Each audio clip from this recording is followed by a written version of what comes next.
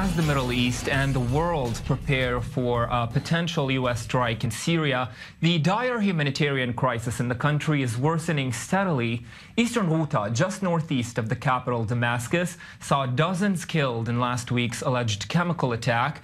But according to humanitarian organizations operating in Syria, the past month alone has left more than 1,600 people dead and at least 2,000 injured. Across Syria, the numbers are equally alarming. According to the UN, more than 11 million Syrians have been displaced from their homes. Almost half of all Syrian refugees, roughly 2.5 million people, are under the age of 18. So what can be done for those who've stayed behind, and what will a possible strike do to those most affected?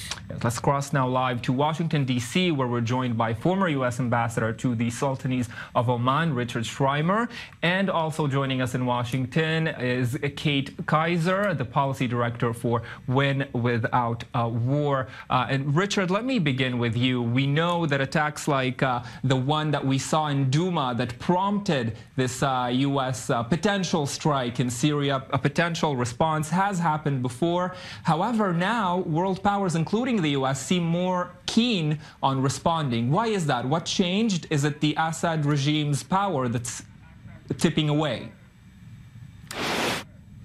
Well, I do think it's very important that the world community, and certainly the United States, Europe, and others would be leading that, need to make it very clear to the Assad regime that actions like using chemical weapons, which is a clear war crime, will not go unresponded to. So yes, it's been a long, difficult war, a humanitarian disaster, but there are certain elements, certain red lines, which we need to respond to, and I think that message is being sent very clearly. And Richard, on Tuesday, the UN Security Council failed to approve moves to set up an inquiry into the attack on Douma. Now, Russia and the US vetoed each other's proposals for investigations.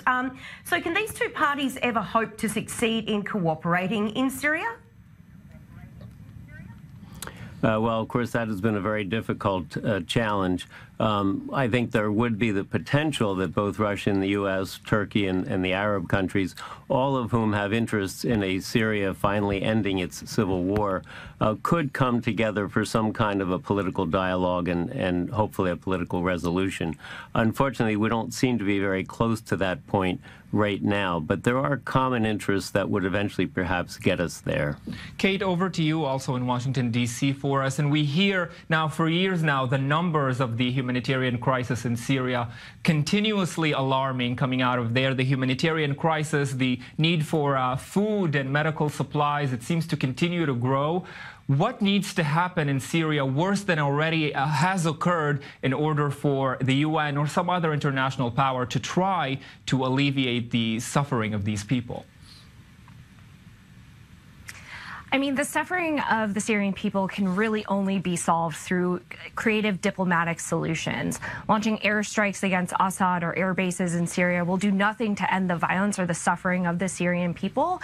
And the Trump administration has rhetorically called for a diplomatic and political solution to the conflict, but they've yet to exercise any real action to actually see that through. There should be, I think, diplomatic movement towards creating true accountability mechanisms that either now or in the future can hold Assad and other actors in Syria that are committing war crimes accountable in the future. And additionally, another way that the U.S. can specifically alleviate Syrians' humanitarian suffering is by ending the Muslim ban that prevents Syrians from coming to the U.S. And also stop threatening to end the temporary protected status for Syrian refugees already in the United States, which the Trump administration has repeatedly threatened to do.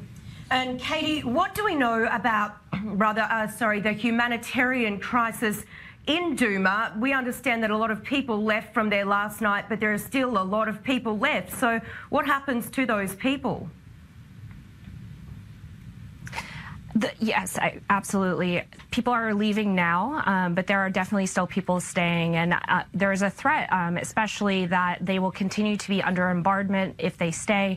Likely it's going to become a front line in the war, so much more bloodshed is likely, unfortunately.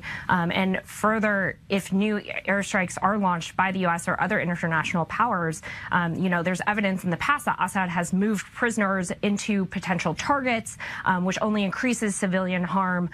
And so airstrikes alone will not solve this problem and will likely only increase the violence. Richard, I want to pick up on Kate's point with you on the more bloodshed that's likely to occur in Syria. The U.S. has made some confusing remarks recently, whether it will strike or won't, when the strike will happen or will not happen. But we haven't heard anything on the U.S.'s role in maybe trying to assuage this humanitarian crisis. Is the U.S. concerned with the crisis in Syria on the humanitarian level? Well, the U.S. has, from the very beginning, been among the leaders in trying to provide support to alleviate the humanitarian crisis there. Unfortunately, it is not a crisis which continues to get the kind of attention that it should get, given the level of suffering. In terms of the strikes, it's true that President Trump has indicated he might strike soon, he might strike later. I'm confident, I have great confidence in Secretary of Defense Jim Mattis that he'll figure out a good plan if the president wishes to conduct some action, that he will come up with a plan that will be well thought out and will inflict damage only on Syrian assets, which is what would be the intended target. And if in fact that does materialize and a strike like this occurs and it's very accurate as you describe, and we all certainly hope it will be, how will this change the situation in Syria and maybe throughout the Middle East as well? Well, as your other guest indicated, it doesn't particularly alleviate the suffering in the humanitarian crisis.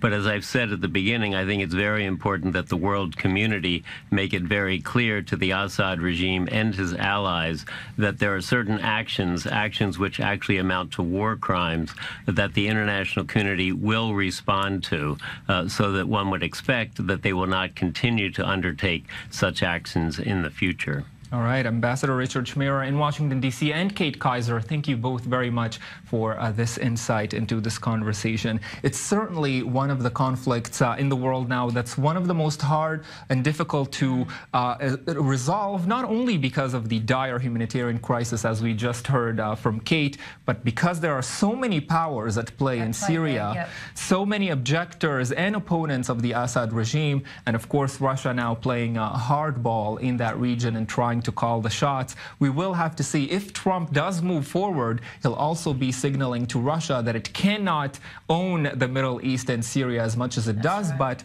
I'll bet the Kremlin will have an equally strong response. I think you're right.